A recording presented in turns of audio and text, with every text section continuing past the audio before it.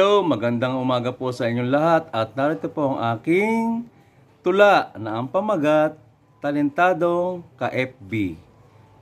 Masalimuot mundo ni Meta.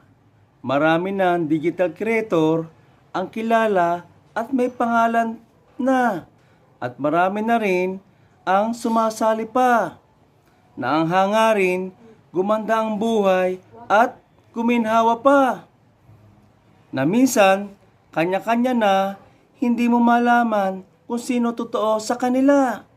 Kasi lahat sila ay magaling at ayaw patalo pa.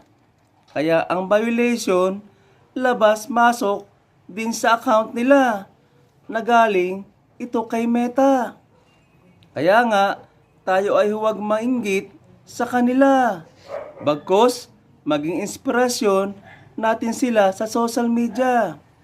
Dahil sila ay sikat na nga at may patala pa at may katumbas pa na halaga at doble ang kita. Sa bagay, ito naman pinaghirapan at pinagpuyatan pa nila.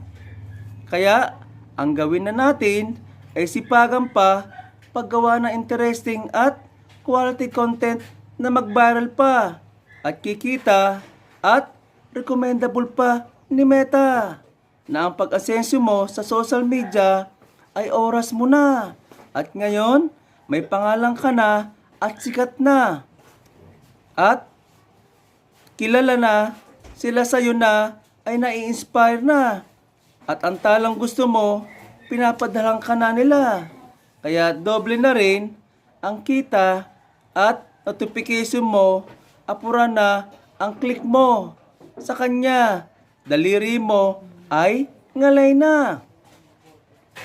Pero maligaya ka ngayon dahil nag-level up na.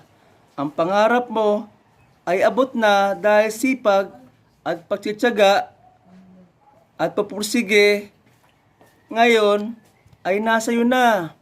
Kaya ito rin ay dapat gayahin na ng iba. Bagkus ito ay ma-inspire ang bawat isa. Ito po ang aking tula. Marami pong salamat.